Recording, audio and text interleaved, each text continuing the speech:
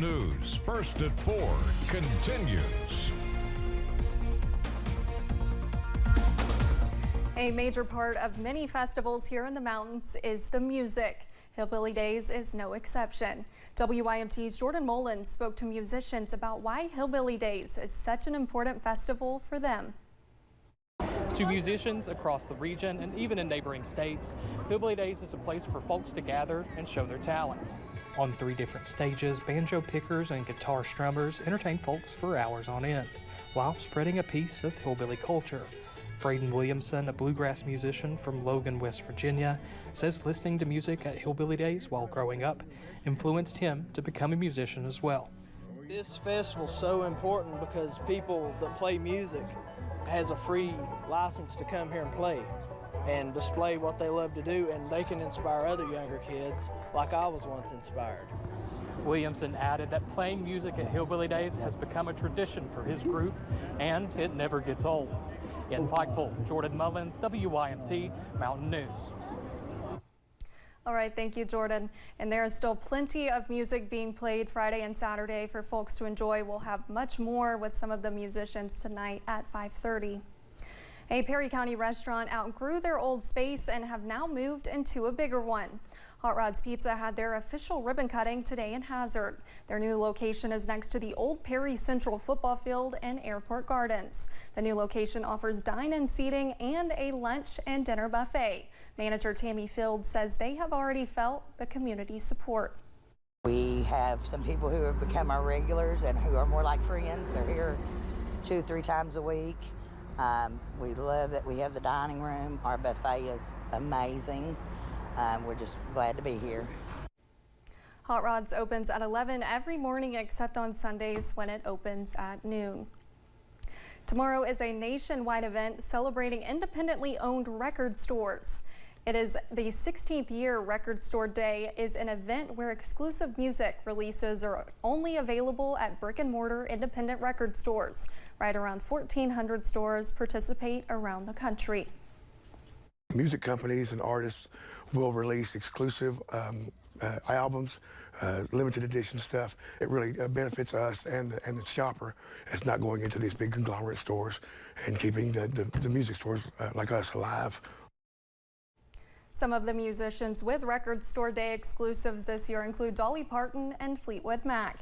2023 is the first year since 1987 where records are routinely outselling CDs, which may make this year's event the biggest one yet.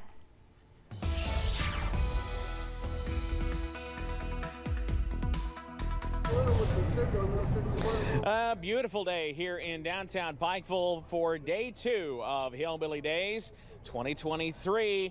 We're seeing some high clouds working in, but the rain, at least here in Pikeville, holding off for now. But that's not the case throughout other parts of the region. Let's go to Pinpoint Doppler and we'll show you exactly what we've got.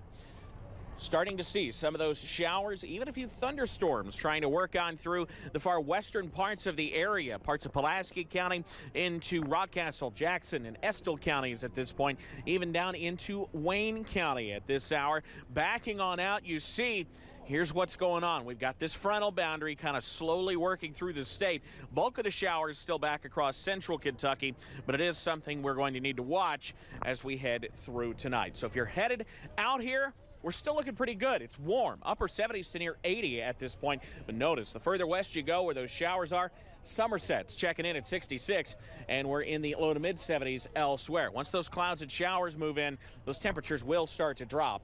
Clouds slowly, and then we'll really drop the temperatures with the showers scooting in. It's a little breezy as well. We've had a few wind gusts today. We're seeing winds gusting 15-20 miles per hour at times, but it's overall not a huge threat. Just something we need to be aware of. So if you're headed out for the rest of the night tonight, I think we're dry as we head into the evening hours until you get to about 9 o'clock. That's when we start bumping up those rain chances, but it's still only about 10%. Just have that WYMT First Alert weather app handy. Details, though, on when we really bring in the showers later tonight and into tomorrow in a few minutes. Olivia? All right, thank you, Evan. Kentucky State Police say they have raised more than $9,000 during this year's Cover the Cruiser event. That is a fundraiser to benefit Special Olympics. All 16 KSP posts participated in the fundraiser by parking a state police cruiser at various public locations. Then for a minimum of $1, anyone was eligible to put a custom Special Olympics Kentucky sticker on the car. Cover the Cruiser replaced the Special Olympics law enforcement torch run, which was canceled during the pandemic. On Thursday, Governor Andy Beshear announced that for the first time in 4 years, drug overdose deaths decreased. After a record number of deaths in 2021, drug overdoses decreased by 5% in 2022. Addiction Recovery Care Market President John Wilson says he wants to see those numbers continue to decrease. However, there's still, 2,100 Kentuckians died of drug overdoses in 2022, and we want to remember those. And that number still is much higher than the number of Kentuckians who died prior to the COVID pandemic. He says there is still a long way to go to decrease the numbers for this year. Coming up at 6, he talks about what he wants to see happen.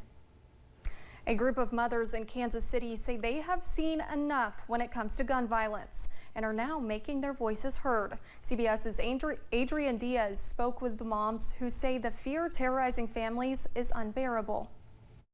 It may not be our kids, but it's going to be someone's kids, and that hurts just as much. Sarah Ennis, Anna Simpson, Annie Knoll, and Eileen Knobloch are suburban Kansas City moms who say if they don't speak up, they're part of the problem. So many women out here today, this was their first protest. This was my first protest. They've never done anything like this, and it felt scary and uncomfortable. And we want other moms like us to get uncomfortable a little bit. That's why just 3 weeks ago, after the Nashville school shooting, they created Lives on the Line, a group stretching across district, state, and party lines, demanding an end to gun violence. We don't have enough white people who are willing to stand up and say, this is not right. Because we know that Black children and LGBT people are affected by gun violence at a much higher level. Yeah. A recent CBS News poll showed 61% of parents say their children are worried about gun violence.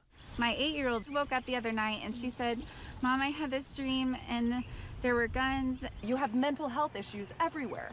But when you pair those with absolute chaos in terms of gun legislation, this is what you get. With gun gridlock in Washington, states are paving their own way in both directions.